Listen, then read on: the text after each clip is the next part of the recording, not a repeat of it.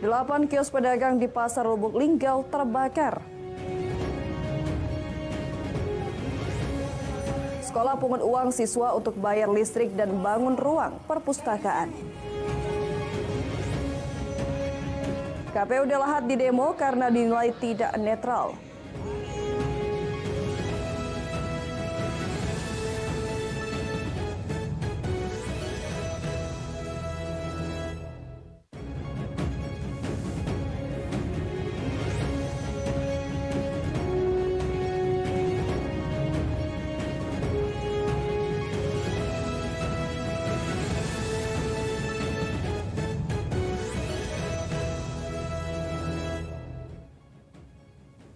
Assalamualaikum warahmatullahi wabarakatuh. Selamat pagi pemirsa. Selain 3 berita tadi, Lintas iNews Sumsel juga akan hadir dengan sejumlah berita dan informasi menarik lainnya selama setengah jam ke depan. Bersama saya Elza Renata, inilah Lintas iNews Sumsel selengkapnya.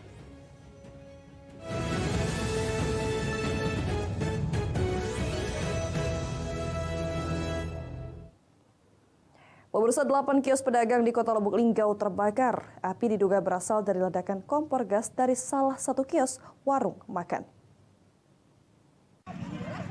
Gas itu, Pak. Itu kan warung tuh, sebelah itu warung kopi. Beginilah rekaman video kebakaran hebat yang terjadi di depan stasiun kereta api Kota Lubuk Linggau pada Kamis 8 Agustus 2024 sekitar pukul 16.30 waktu Indonesia Barat. Terlihat api sangat cepat membesar membakar 8 kios pedagang yang berjualan di depan stasiun. Warga berupaya memadamkan api, namun api terus membesar dikarenakan kios-kios pedagang semua terbuat dari kayu dan mudah terbakar. 3 unit mobil pemadam kebakaran diterjunkan, bahkan 1 unit water cannon juga diturunkan guna memadamkan api. Setelah 1 jam upaya petugas pemadam kebakaran, api akhirnya berhasil dipadamkan. Kejadian kebakaran berawal dari suara letusan dari salah satu kios pedagang. Kemudian api dengan cepat membesar, membakar salah satu kios hingga menyambar kios yang lainnya. Api diduga berasal dari ledakan kompor gas dari salah satu warung atau kios pedagang yang lupa dimatikan. Indikasikan sebagai kompor yang meledak di salah satu kios di depan stasiun ini. Kemudian api menyambar ke bangunan lain yang menghanguskan lebih kurang 7-8 kios. Bangunan sipil permanen. Untuk korban sendiri, ada korban gitu? Korban jiwa sampai dengan saat ini kita tidak ditemukan korban jiwa, hanya korban. Tidak ada korban jiwa dalam peristiwa ini. Kerugian ditaksir mencapai ratusan juta rupiah. Dari Lubuk Linggau, Sudirman, iNews melaporkan. Diduga akibat korsleting listrik, 2 ruko di Jalan Pramuka, Kelurahan Pasar 1, Kabupaten Muara Enim hangus terbakar. Kejadian yang terjadi tengah malam ini sempat membuat panik warga yang sedang tertidur.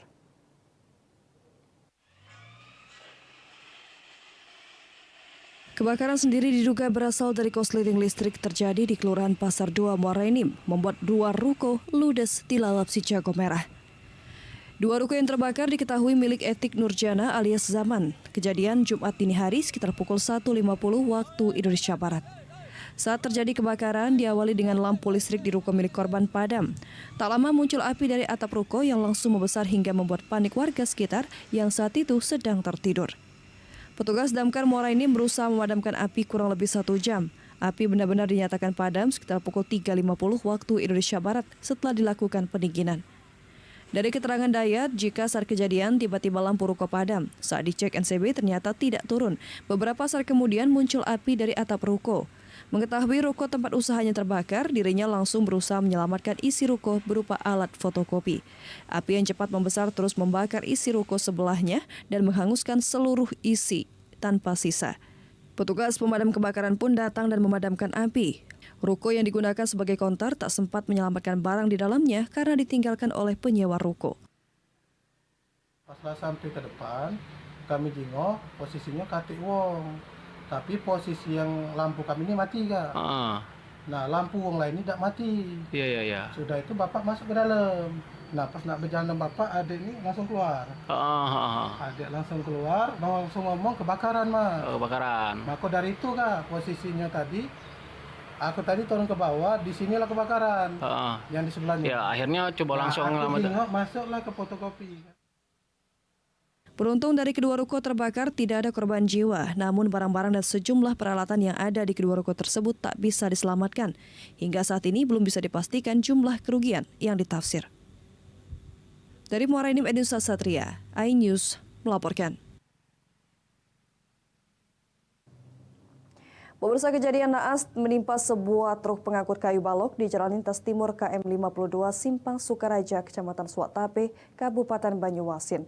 Truk yang melaju dari arah Betung menuju Pangkalan Balai terbalik karena menghindari kendaraan lain yang mendadak menyalip. Sabar. Nunggu dari mobil dulu. Jerit kesakitan dari 5 orang penumpang yang diketahui bernama Doni, Ferry, Januar, Padli, dan Swandi akibat tertimpa balok kayu gelondongan. Di antara ada yang masih terjepit antara balok kayu dan kedalaman parit pinggir jalan. Kecelakaan bermula saat truk balok bernomor polisi BG 8112AO yang dikemudikan Febri Arwansyah yang dikenakan Rio di Jalan Lintas Timur Palembang Betung, Simpang Sukaraja, Desa Lubuk Lancang, Kecamatan Suatape, berusaha menghindari senggolan dengan kendaraan lain yang tiba-tiba menyalip dari arah yang sama. Namun sayang, upaya menghindar ini justru membuat truk kehilangan kendali dan terguling hingga terbalik. Beruntung para penumpang yang berada di atas truk berhasil menyelamatkan diri dengan melompat dari truk sebelum kendaraan tersebut terbalik. Namun tetap saja mengalami nasib naas karena tertimpa balok kayu dan menjadi tontonan warga saat melintas serta membuat kemacetan jalan. Setelah berhasil dievakuasi menggunakan mobil derek DLLAJ dibawa ke Polres Banyuasin. Kemudian para korban yang mengalami luka berat maupun ringan telah dilarikan ke Rumah Sakit Umum Daerah Banyuasin untuk mendapatkan perawatan. Untuk sementara kendaraan menghindari kendaraan yang menyalip dari satu arah, dari arah belakang, sehingga sopir memanting setir ke sebelah kiri. Untuk korban jiwa, Nan? Untuk korban sekarang ada 7 orang, namun 1 luka ringan. Untuk yang sementara 6 orang dibawa ke rumah sakit RSUD Banyuasin. Dari Banyuasin, Ahmad Saipul, iNews melaporkan. Diduga banyak melakukan pungutan liar, pungli terhadap siswanya. Puluhan ormas orang tua siswa melakukan aksi unjuk rasa di kantor Kemenak Oku serta Kejaksaan Negeri Oku. Mereka meminta kepala sekolah dan ketua komite untuk dipecat.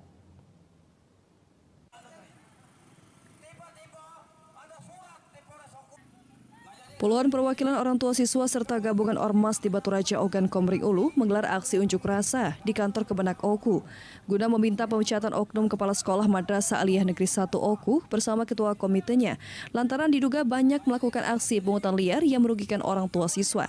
Dugaan pungli di sekolah MAN 1 Oku dilakukan berbagai dalih, bahkan untuk pembiayaan listrik sekolah pun diduga dibebankan terhadap orang tua siswa.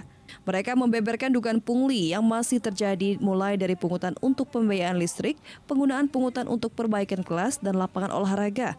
Bahkan pihak sekolah juga diduga melakukan pungutan liar sebesar 600 per siswa untuk membantu pembangunan perpustakaan sekolah. Serta untuk melegalisir ijazah pun diminta untuk membayar sejumlah uang. Hal itu dibeberkan para peserta aksi unjuk rasa di muka umum, bahkan disaksikan Kepala Kantor Kemenak Oku. Hal ini diungkapkan peserta aksi dialami hampir semua orang tua siswa di sekolah tersebut. Dugaan pungli ini pun masa menyebut bahkan banyak siswa diintervensi, ditakut-takuti oleh oknum guru dengan berbagai dalih mereka. Siswa-siswi yang mau melegalisir yang barusan ini Pak, mereka lapor terus kepada semua kepada kita bahwasanya mereka tidak mau dilegalisir di sekolah. Kalau tidak membayar uang sebesar 850.000. Mereka terhambat Pak. Anak mereka mau sekolah, mau kuliah, tidak bisa karena tidak harus dibayar. Akhirnya pihak sekolah memberikan tawaran. Kepala Kantor Kemenak Oku M. Ali berjanji akan membentuk tim untuk melakukan investigasi terhadap dugaan pungli yang dilakukan juga melalui komite sekolah. Ketua komite sekolah tersebut pun juga membenarkan adanya pungutan untuk biaya listrik terhadap beberapa kelas di sekolahnya itu. Lembaga swadaya masyarakat telah menggunakan tugasnya dengan baik. Kami insya Allah akan bersama-sama membuka, melihat itu semuanya dengan baik dan transparan, semuanya tidak ada yang tutupi. Insya Allah kami juga akan melaporkan dengan pimpinan ke pusat. Tidak, yang dikenakan listrik itu adalah mereka yang siswa-siswa yang berada di kelas IT. Nah, kenapa di kelas IT harus bayar listrik? Begini ceritanya, sekolah itu kan madrasah negeri ya, pasti ada BIPA-nya kan untuk bayar listrik. Ya. Oke. Setelah dikalkulasi, ternyata daya listrik itu kurang.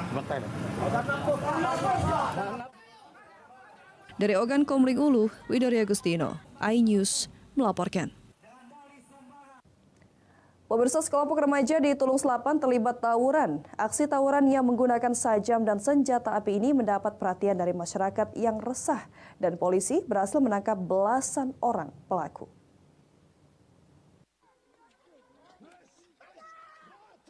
Sekelompok remaja di bawah umur di Desa Pulau Seribu, Kecamatan Tulung Selapan, Ogan Komering Ilir terlibat tawuran. Dalam tawuran, sekelompok remaja ini menggunakan senjata tajam jenis arit dan pistol airsoft gun. Warga resah dan mengabadikannya dengan video hingga videonya pun viral di media sosial. Polisi yang mengetahui aksi tawuran langsung bergerak cepat dan berhasil menangkap 15 remaja di bawah umur. Selanjutnya, para remaja ini dipanggil orang tua berikut perangkat desanya guna memberikan pembinaan serta pengawasan yang lebih ketat dan jangan sampai hal serupa terulang kembali. Adanya tawuran anak muda ya yang dimana sempat viral. Kami sudah mengamankan ada 15 anak-anak yang diduga melakukan tawuran tersebut. Dari pengamanan terhadap anak-anak tersebut kami melakukan penyitaan, ada 3 senjata tajam dan 1 airsoft gun. Para orang tua diminta untuk bijak dalam mengawasi pergaulan anak-anak, terutama yang memasuki usia remaja, karena usia tersebut sangat labil dalam berpikir dan dikhawatirkan akan merusak masa depan anak sendiri. Dari Ogan Komering Ilir, Fitriadi, iNews melaporkan. Pemirsa, lagi tahanan rutan Pak Jo tewas. Informasi lengkapnya akan hadir sesaat lagi.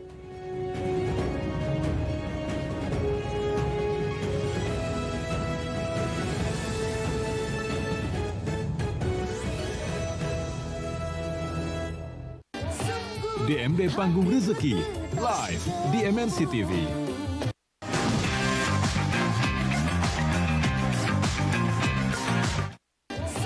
DMD Panggung Rezeki, live di MNC TV. Japan Open 2023 di MNC TV, iNews. Ketika benci dengan orang, jangan berlebihan. Siraman kolbu di MNC TV. Liga Futsal Nusantara 2023 hanya di MNC TV. Family 100 di MNC TV. KDI 2023 live di MNC TV. Rumahnya musik dangdut. Mau terkenal dadakan dan punya banyak cuan? Siapapun kamu dari berbagai macam profesi boleh ikutan. Bisa nyanyi dan punya aksi panggung menarik. DMD Panggung Rezeki di MNC TV. Rumahnya musik dangdut. Saksikan rangkaian 79 tahun Indonesia Maju di MNC TV.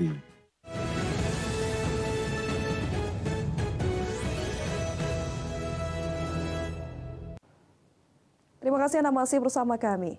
Pemirsa, ribuan massa melakukan unjuk rasa di depan kantor KPU dan Pemda Lahad menuntut agar pelaksanaan pilkada tegakkan demokrasi dan mendesak DKPP mencopot pihak penyelenggara pemilu yang tidak netral. Demo yang mengatasnamakan aliansi lintas partai politik dan ormas melakukan unjuk rasa di depan kantor KPU dan Pemda Lahad. Ganda Taruna, koordinator aksi, mengaku setidaknya terdapat 10 partai politik terlibat dalam aksi itu. Ditambah 2 ormas, pendemo menyuarakan dan mendesak agar DKPP memproses dan mencopot penyelenggara pemilu, baik dari KPU dan Bawaslu, atas dugaan keberpihakan kepada salah satu bakal calon kepala daerah. Hal itu dianggap mencederai demokrasi yang sudah berjalan di Kabupaten Lahad selama ini. Mereka juga mendesak PJ Bupati dan DPRD agar bisa turut menjadi penegak demokrasi pada ajang pilkada mendatang. Kepada penyelenggara pemilu Kabupaten Lahad dalam hal ini KPU dan Bawaslu, ya untuk segera dicopot atau diganti, dikarenakan apa yang kita lihat, apa yang kita amati selama ini, bahwa penyelenggara pemilu Kabupaten Lahat sudah terindikasi menjadi tim sukses salah satu calon kandidat. Massa juga menuntut agar pihak kepolisian menindak tegas pelanggaran pidana dan pemilihan, karena hal itu dapat menjadi sebab konflik yang bisa saja terjadi apabila pilkada nanti dijalankan dari penyelenggara yang tidak netral. Dari Lahat Bala Putra, iNews melaporkan. Belum 2 pekan tahanan titipan jaksa tewas di rutan Pak Jo Palembang, kini menyusul seorang lagi yang tewas di rutan yang sama. Keluarga tahanan merasa curiga karena melihat bekas darah yang berada di belakang kepala, dan sebelum tewas korban juga sempat meminta dikirim uang.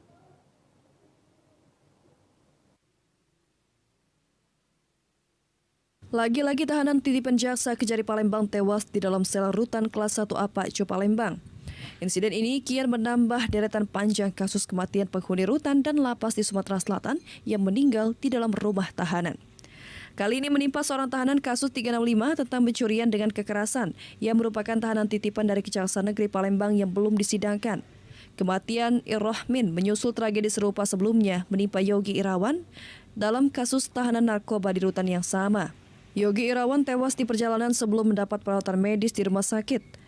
Menurut keterangan Huja, paman korban, kematian korban menimbulkan kecurigaan keluarga karena sehari sebelumnya korban meninggal sempat menghubungi keluarga untuk meminta uang.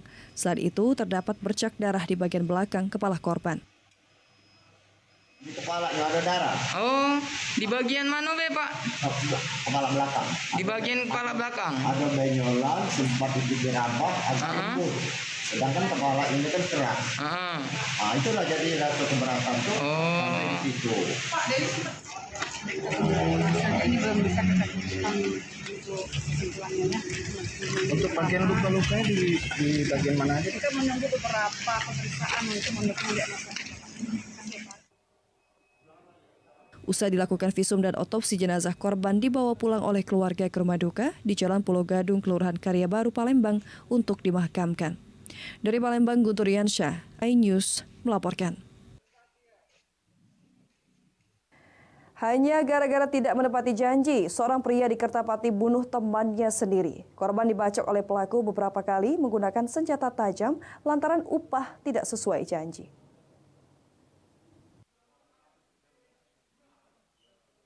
Rian Saputra, seorang driver ojek online di Palembang ini ditangkap Satreskrim Polrestabes Palembang atas kasus pembunuhan berencana.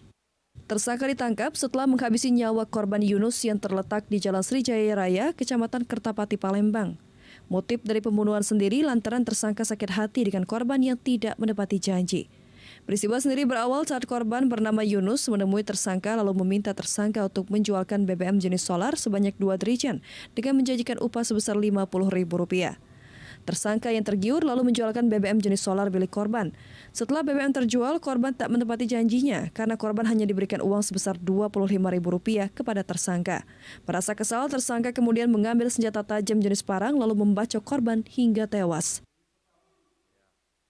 Masih sempat terjadi pembicaraan atas pemberian yang tidak sesuai dengan janji. Karena merasa kesal, akhirnya terjadi perkelahian dengan antara M. Yunus yang notabene tangan kosong dengan saudaranya yang telah menggunakan 9 parang. Saudara M. Yunus dan saudaranya yang beberapa kali melakukan pemukulan dengan parang tersebut, pembacokan dengan parang tersebut. Korban tewas dengan luka di bagian kepala dan tangan. Akibat perbuatannya, tersangka terancam pasal 340 KUHP tentang pembunuhan berencana dengan ancaman kurungan 15 tahun. Dari Palembang, Muhammad David, iNews melaporkan. Pemirsa, berita terakhir tadi sekaligus mengakhiri Lintas iNews Sumsel pagi hari ini. Jangan lewatkan informasi menarik lainnya dalam Lintas iNews Sumsel Senin sampai Jumat setiap pukul 7.30 waktu Indonesia Barat. Terima kasih atas kebersamaan Anda. Selamat pagi, selamat beraktivitas. Wassalamualaikum warahmatullahi wabarakatuh.